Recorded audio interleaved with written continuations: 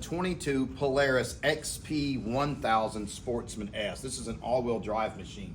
Come around and take a look at the front of this thing, little buddies. First thing you're going to notice, obviously it's got a menacing look about it, is it has a factory-mounted winch right here in the front.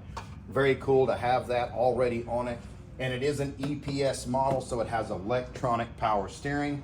Makes it a lot easier to get in and out of the woods with it and trail ride and things like that.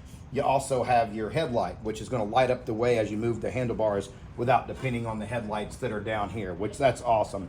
It does include Polaris's lock and ride system, so you're able to put rack extenders and cargo boxes and coolers and anything you can think of, gun boots on the front, and it does have a cup holder there for a beverage of your choice.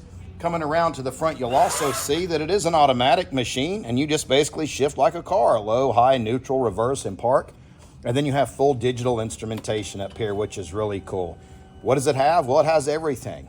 It's going to tell you what mode you're in, which you have performance, standard, and work mode, which is pretty self-explanatory. A 12-volt receptacle, which is really cool. And it even has a lead built in for a battery tender, which is awesome. It's very convenient. You're going to use it.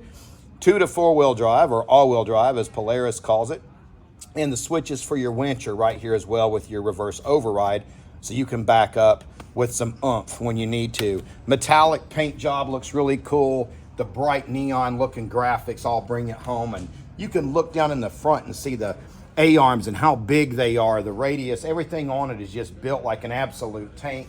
1,000 cc's, how can you go wrong? You come around to the back, you have Polaris's independent rear suspension, and there is a receiver for the back in case you want to pull a trailer or something like that. And keep in mind, all these little holes you see let you know that that is Polaris's lock and ride accessory system. It comes in very handy if you're going to be out riding all day to have some creature comforts.